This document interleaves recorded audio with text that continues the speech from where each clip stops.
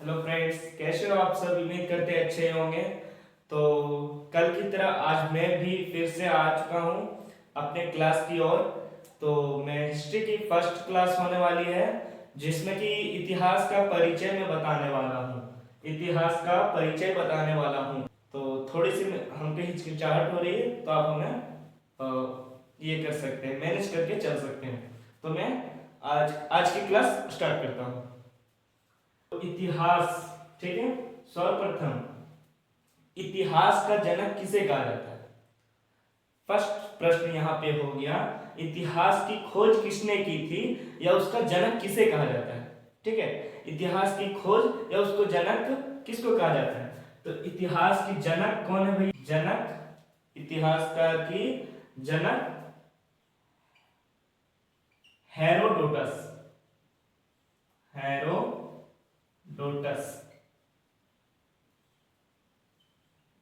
Herodotus को कहा जाता है, कहा जाता है। इतिहासकार के जनक हेरोडोटस को कहा जाता है। यह कहाँ के रहने वाले थे, तो यह यूनान के रहने वाले थे। मैं लिख देता हूं, यह यह यूनान,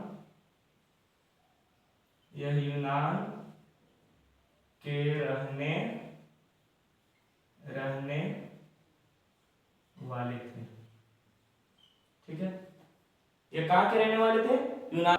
इसको सर्वप्रथम इतिहासकार का जनक किसने कहा था, तो इसको सर्वप्रथम इतिहासकार का जनक सिसरो, जो रोमन के दार्शनिक थे। किसके थे, रोमन के दार्शनिक थे। सिसरो ने सिसरो सिसरो सिसरो ने कहा था, सर्वप्रथम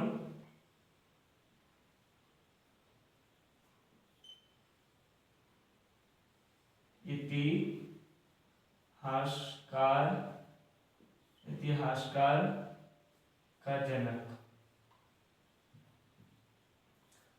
सर्वप्रथम इसको किसने कहा था, सिसरो ने कहा था। सर्वप्रथम इतिहासकार का जनक सिसरो ने कहा था, जो कि रोमन के दार्शनिक थे, जो कि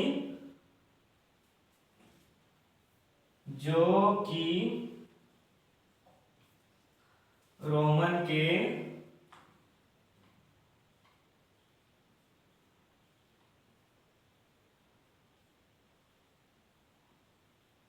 दार्शनिक थे। कहां के दार्शनिक थे, रोमन के दार्शनिक थे। ठीक है, अब मैं बताने वाला हूं हेरोडोटस का संस्कृत में नाम। ये एग्जाम में पूछा जाता है मेरे भाई कि हेरोडोटस का संस्कृत में उनका नाम बताएं। तो हेरोडोटस का संस्कृत में उनका नाम है हरिदत्त। हरिदत्त के नाम से जाना जाता है। ठीक है, तो मैं लिख देता हूं, हेरो हेरोडोटस हेरोडोटस को हेरोडोटस को हेरोडोटस को संस्कृत में नाम, हेरोडोटस की संस्कृत में नाम,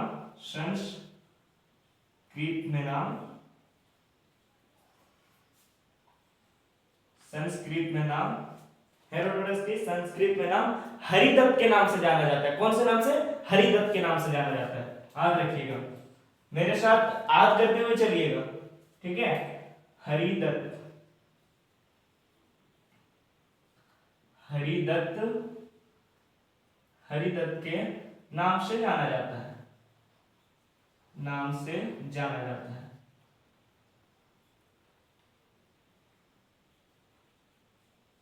कौन से नाम से जाना जाता है, हरिदत्त के नाम से जाना जाता है। कौन सी लैंग्वेज है, कौन सी भाषा है, तो संस्कृत भाषा में इनका नाम हरिदत्त के नाम से जाना जाता है। इन्होंने एक पुस्तक भी लिखी थी, इनकी पुस्तक की नाम थी हिस्टोरिका। क्या पुस्तक की नाम थी, हिस्टोरिका। तो मैं लिख देता हूं,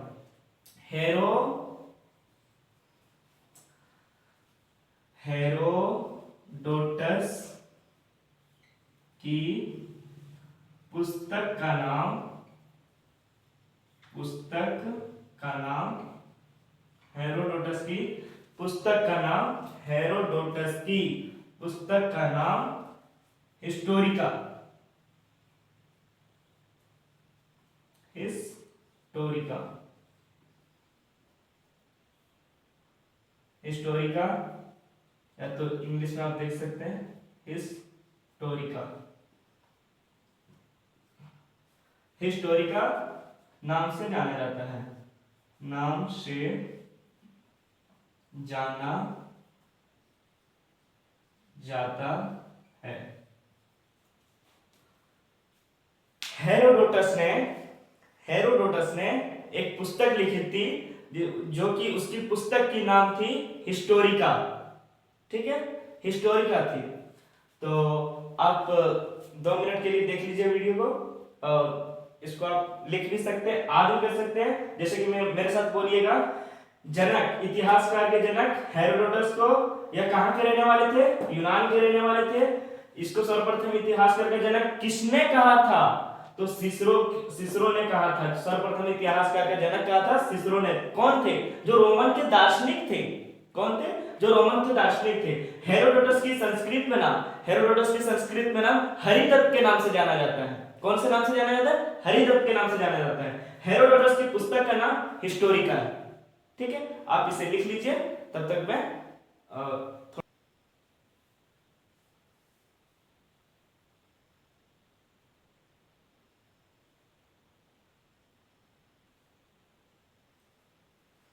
चलिए, हो गया। अब मैं आगे बढ़ता हूं। ठीक है, तो आप इतना दूर तक लिख ही चुके हैं, या तो स्क्रीनशॉट ले सकते हैं मेरे भाई, अभी भी जस्ट ले सकते हैं। ठीक है, तो मैं आगे बढ़ता हूं। अब बात रह गई इतिहासकार का शाब्दिक अर्थ क्या है। इतिहास का शाब्दिक अर्थ क्या है, तो मैं लिख देता हूं। इतिहास का शाब्दिक अर्थ है इति प्लस ह प्लस आस। इतिहास, अब मैं बताने वाला हूं इतिहास का शाब्दिक अर्थ क्या है। इतिहास का शाब्दिक अर्थ क्या है? तो इति प्लस ह प्लस आस, यानी कि इतिहास। इतिहास निश्चित रूप से है शाब्दिक अर्थ। ठीक है, तो मैं लिख देता हूं इति, देख सकते हैं, इति प्लस ह प्लस आस। ठीक है, इति प्लस ह प्लस आस। शाब्दिक अर्थ, शाब्दिक अर्थ है, क्या है शाब्दिक अर्थ? निश्चित रूप से। ठीक है, निश्चित रूप से,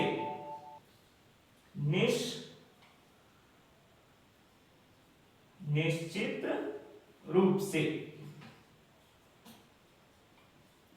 ठीक है, इति जोड़ ह प्लस आस का शाब्दिक अर्थ है निश्चित रूप से।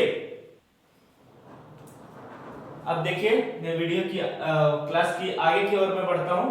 तो अब मैं बताने वाला हूं इतिहास। भारत के इतिहास 3 भागों में बांटा गया है। भारत के इतिहास 3 भागों में बांटा गया, वह कौन कौन सा है अभी मैं लिख के बता देता हूं। ठीक है, तो भारत के इतिहास कितने भागों में बांटा गया है? तो 3 भागों में बांटा गया। पहला,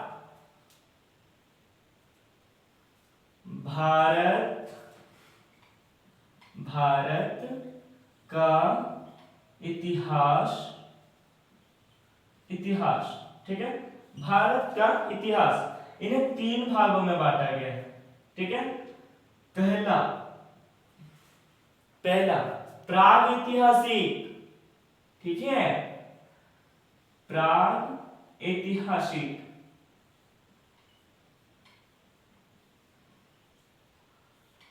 अर्ध ऐतिहासिक, अर्ध ऐतिहासिक, अर्ध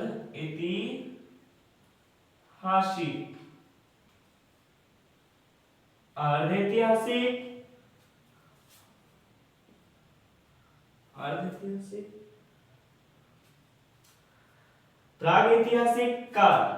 प्रागैतिहासिक काल। अर्धऐतिहासिक काल, ठीक है। प्रागैतिहासिक काल, अर्धऐतिहासिक काल और एक हो जाएगी ऐतिहासिक काल। ऐतिहासिक काल, ऐतिहासिक काल, ठीक है। प्रागैतिहासिक काल, अर्धऐतिहासिक काल और ऐतिहासिक काल। प्रागैतिहासिक काल के तीन रूप हैं। प्रागैतिहासिक काल के तीन रूप हैं जो कौन से तो मैं बताने वाला हूं, ये देख सकते हैं। पहला पूरा पूरा पाषाण,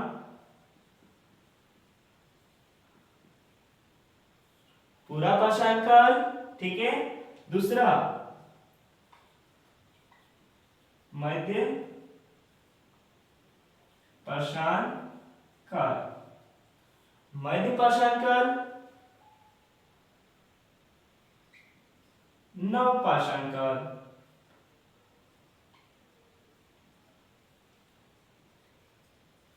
नव पाषाण काल, अब ये कब से कब तक चला था? आपके मन में एक सवाल होता होगा कि ये पूरा पाषाण काल, मध्य पाषाण काल और नव पाषाण काल कब से कब तक चला था, तो वो भी मैं बताने वाला। देखिए, पूरा पाषाण काल कब से कब तक चला था? पूरा पाषाण काल अज्ञात समय से, आने की बहुत पहले से, जितना हम की सोच भी नहीं सकते हैं, ठीक है। अज्ञात समय से, अज्ञात समय से, ठीक है, अज्ञात समय से 10,000 BC तक, 10,000 BC तक। अब आप बोलोगे BC क्या है ना? अब आप बोलोगे BC क्या है, तो BC को मैं आगे बताने वाला हूं, तो आप देखते हैं। मध्य पाषाण काल, मध्य पाषाण काल 10,000 BC से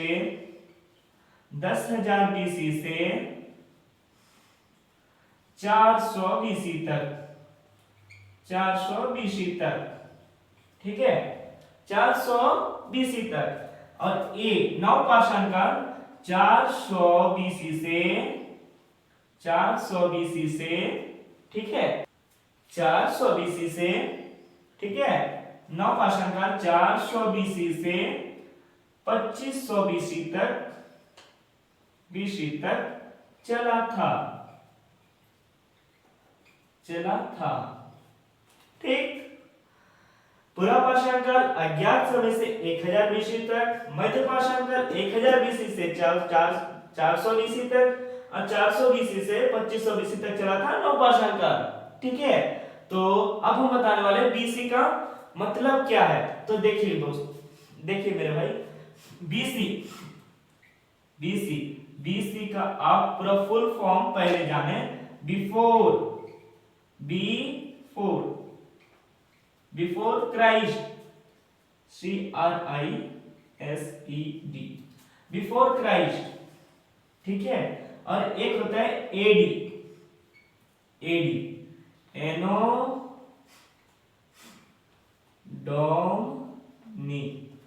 एनोडोमनी, ठीक है। एक होता है BC बिफोर क्राइस्ट, और एक होता है एनोडोमनी, AD। बिफोर क्राइस्ट में आता है ईसा मसीह के जन्म से पहले, ठीक है। बिफोर क्राइस्ट में आता है ईसा मसीह के जन्म से पहले, ईसा मसीह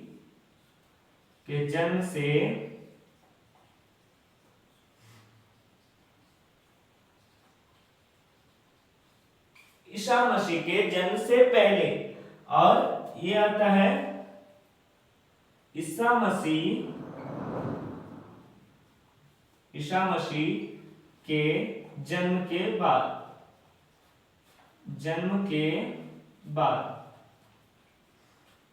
ठीक है। अब मैं एक बार आप मेरे साथ दोहराएंगे। भारत के इतिहास 3 भागों में बांटा गया है। पहला प्रागैतिहासिक काल, अर्धऐतिहासिक काल, तीसरा ऐतिहासिक काल। अब प्रागैतिहासिक काल के 3 भेद हैं। पूरा पाषाण काल, देखिए, पूरा पाषाण काल, मध्य पाषाण काल और नवपाषाण काल। अब पूरा पाषाण काल कब से कब तक चला था? तो अज्ञात समय से 10,000 बीसी तक। बीसी का मैंने बता ही दिया, बिफोर क्राइस्ट, जो कि ईसा मसीह के जन्म से पहले की बात है। ठीक है। और मध्य पाषाण काल 1000 बीसी से 400 बीसी तक चला था। और नवपाषाण काल 400 बीसी से 2500 बीसी तक चला था। एडी देखिए, बीसी का फुल फॉर्म हो गया बिफोर क्राइस्ट, ईसा मसीह के जन्म से पहले, और एडी का फुल फॉर्म हो गया एनो डोमिनी, ईसा मसीह जन्म के बाद आता हूं।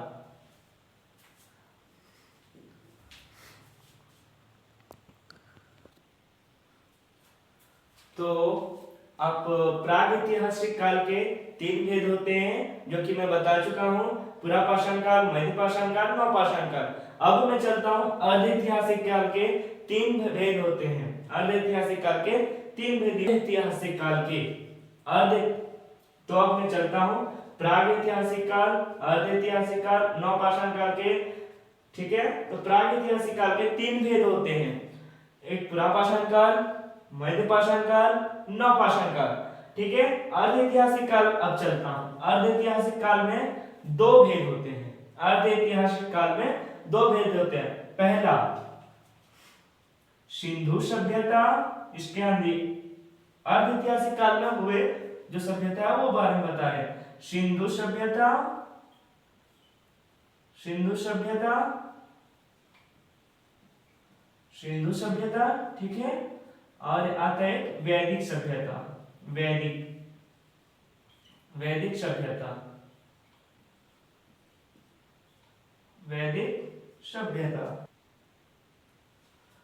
सिंधु सभ्यता कब से कब तक चला था? सिंधु सभ्यता कब से कब तक चला था?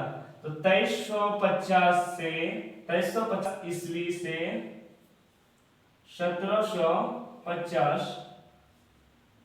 ईसा पूर्व, 1750 ईसा पूर्व तक। सिंधु सभ्यता कब से कब तक चला था? तो 2350 ईसा पूर्व से, यानी कि बीसी 1750 ईसा पूर्व तक चला था वैदिक सभ्यता। ठीक है। अब मैं आता हूं नवपाषाण काल, इसमें बस इतना ही इंपॉर्टेंट है। अब आता हूं मैं नवपाषाण काल। नवपाषाण काल के 3 भेद होते हैं। नवपाषाण काल के 3 भेद होते हैं। नवपाषाण काल के 3 भेद होते हैं। पहला मैं जो बताने जा रहा हूं वो देखिए। पहला प्राचीन इतिहास, प्राचीन इतिहास। दूसरा मध्यकालीन इतिहास,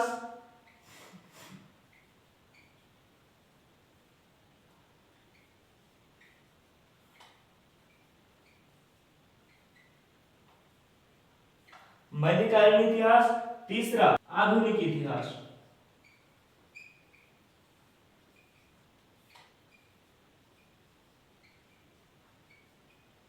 ठीक है। नवपाषाण काल के 3 भेद हैं। ठीक है। कौन कौन से? ये आप देख सकते हैं, प्राचीन इतिहास, मध्यकालीन इतिहास, आधुनिक इतिहास। प्राचीन इतिहास, मध्यकालीन इतिहास, आधुनिक इतिहास। अब ये सब इतिहास, जो प्राचीन इतिहास है, मध्यकालीन इतिहास है और आधुनिक इतिहास है, वह कब से कब तक चला था, अब मैं वो बताने वाला हूं। यह 600 ईसा पूर्व से 600 ईसा पूर्व से 600 ईसा पूर्व से 712 ईसा पूर्व तक चला। ठीक है। 700 ईसा पूर्व से 700 ईसा पूर्व से 700 ईसा पूर्व से 1707 ईसा पूर्व तक चला था।